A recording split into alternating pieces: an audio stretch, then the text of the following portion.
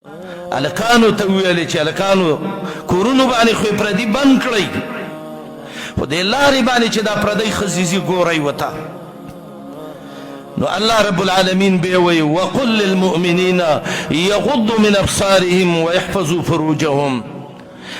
اے خلق تاسې خو مؤمنان وی الله منئ، رسول منئ، قبر منئ، نو چې ایمان دبکي او په لارې باندې ځي او پردی زنانه دی ولیده نو نظر کته که پردی زنانه ته به نه ګوري.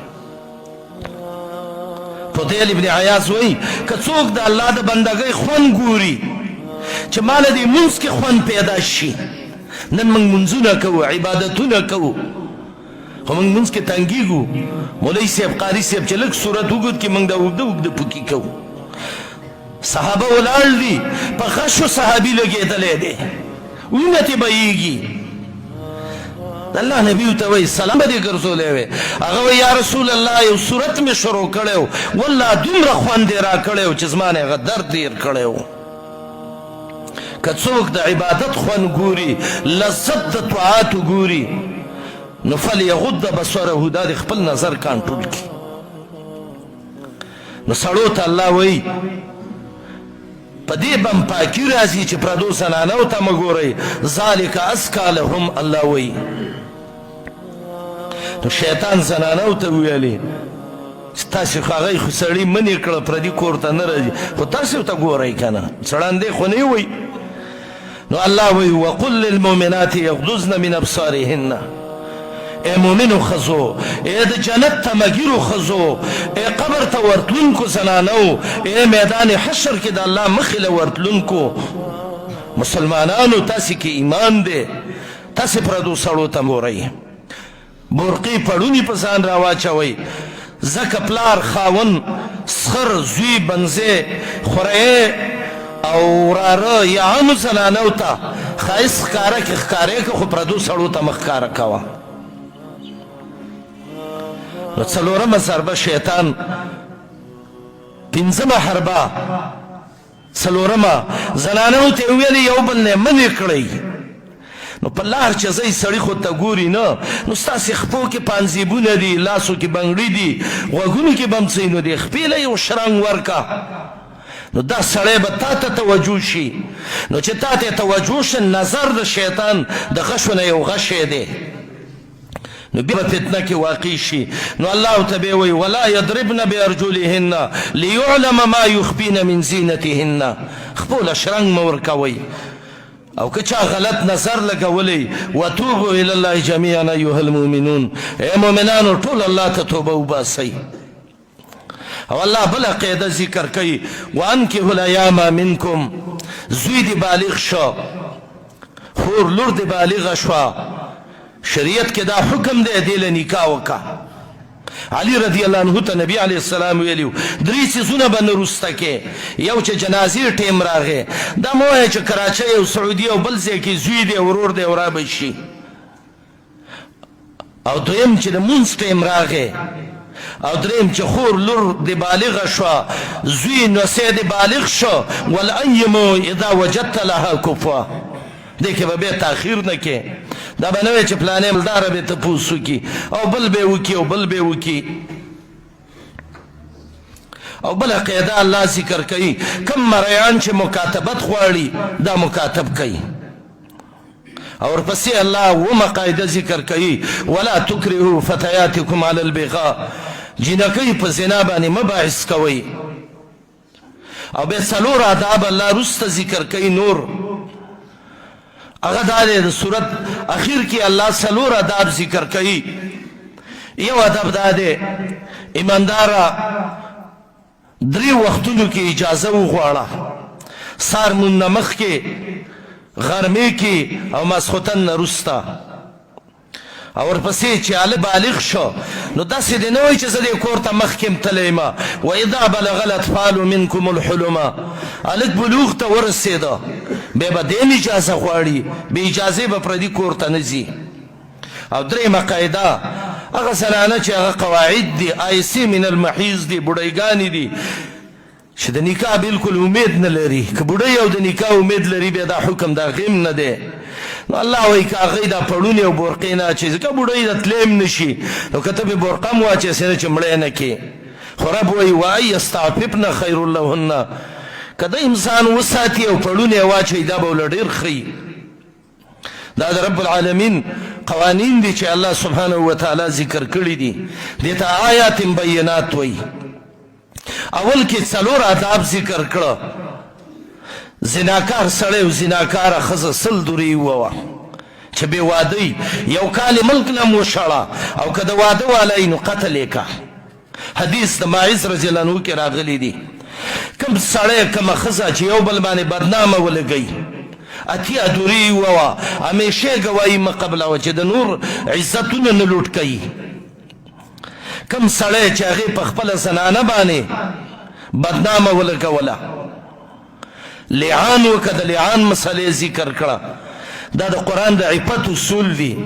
سوره احزاب کې الله نبی سلم ته خطاب کوي د هغو بیبیانو ته کوي رسول الله لورګانو ته نساء المؤمنین ته حکم کړی دی او ومن یقنط منکن د زنانو کورنۍ ډیوټي ذکر کړی کور کې زنانه به څه چل کوي قرآن نه ښځې خبر کوي سړي خبر شئ ته چې الله سبحانه وتعالی په موږ او تاسې باندې رحم وکړي دې ځای کې به درس د قرآن کېږي دا داسې نه کېږي چې موږ یې ووایو خو داسې اشارات دي دې د قرآن درس ته کښېنئ حدیث د نبي سلم بیانېږي دې ته کښېنئ او زما ورونو هر سړی دا سوچ وکړئ چې زه مړ کېږم مرګ به راځي داسې یو ورځ به ملک الموت به زما دا روح راکاږي زما د خپو نه او دا به په خولې باندې وځي ښه داسې یو ورځ به زما لاس او خپې به تړلي جنازه کې به اچلی یم نورو به کټ کې اچلی یم واذا حملت الى القبور جنازه مړی چې دی اخستی نو فعلم بانک بعدها محمولو سوچ وکړه ګورې ته به هم سبا دې پسې دقسې مړ کېږي نن زه د بل مړي ته ولاړ یم جنازه کوم یو ورځ به داسې ما ته به خلک ولاړي دا سوچ په کار دی موږ د بل جنازې کوو خو خپل یې مېرې کړي دي بل ته ښې خبرې کوو خو ځان هم هېر کړی دی بیا به قبر یې زما ورونو خپلوان به نه بچي به نه مال به نه ګټې به ایښودل شوي لحد به د پاسه به خاورې مړول شوي انسان به صرف په ایمان خلاصیږي دغه ځای کې بیا به پل صراط حشر به شروع کېږي څوک به تورمخي څوک به سپین مخي څوک به د محمد رسول الله د حوض نه شړل کېږي څوک به رابلل کېږي چا به د عرش د سوري لاندې نه شړلی شي او څوک به ورته رابللی شي د چا تول به سپکېږي د چا به درنېږي الله به حساب کوي اللهم حاسبنا حسابا یسیرا پل صراط باندې به ورځو چې د تورې نه تېره دی د ویښته نه نری دی الله مخې له به ورځو ورونو دا سوچ که موږ او تاسې وکړه دا که زموږ او ستاسې خویندو وکړه دا که ټول امت کې راغی الله به موږ کامیاب کړي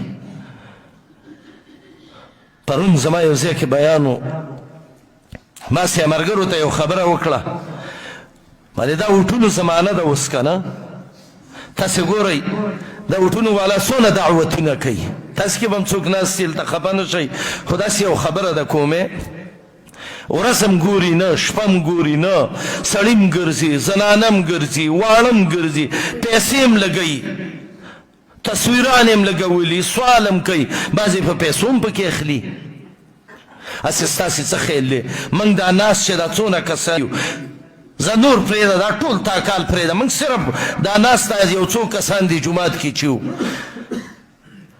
که موږ یو کال د الله د دین دپاره دقسې سوال زاري چاته وکړه زموږ کلي کې به بېلمازه پاتې شي زه یې رښتیا ووایئ ولې غلي وایي بېلمازه سړی به پاتې شي روجه خور به یي حرام خور به پاتې شي دا ته ځان باندې دومره سخته کړې ده دا څه شی دی سبا لږ منصب میلاویږي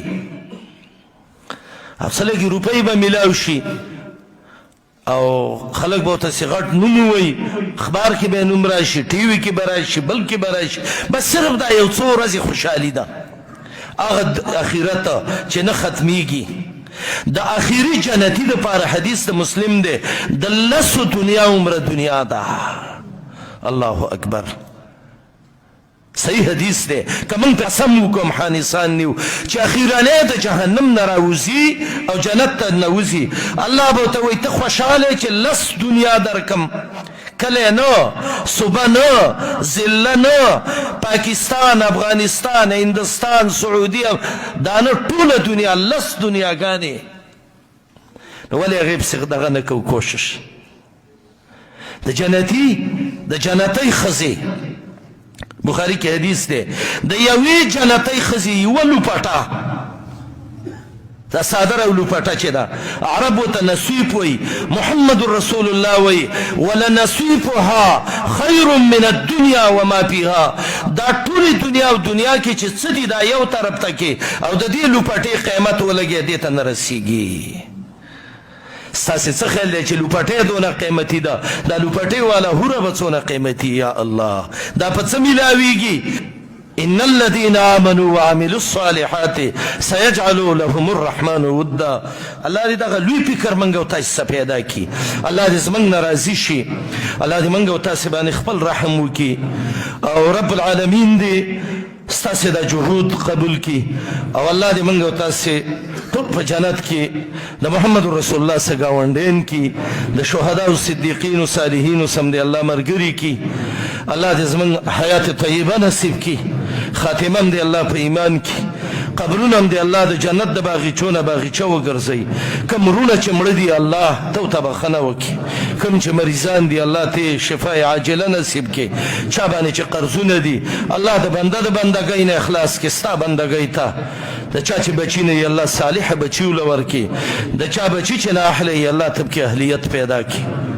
الله قیامت کې سپین مخي را پاڅي. اللهم بيض وجوهنا يوم أن نلقاك. الله عملنا ما بخيل أسراك. اللهم يمن كتابنا، اللهم ثقل موازيننا بالحسنات. الله تلي د ميزانم درنې کې په نیکو باندې. اللهم حاسبنا حسابا يسيرا. الله سان حساب را سوکي. اللهم اسقنا من ماء الحوض الكوثر. الله د محمد رسول الله د حوض کوثر وبم نصیب کې. اللهم اظلنا في ظل عرشك. الله د عرش د سوري لاندې الله موږ له زیرا کې. اللهم يسر عبورنا على الصراط. الله ټول صراط نم په اسانه پورې باسي. الله تم د هغې خلکو نه وګرځې چې تا د هغې باره کې سورت صاد کې ویلي دي چې مفتحة لهم الابواب، د جنت ګیټونه به ورته کلاوي.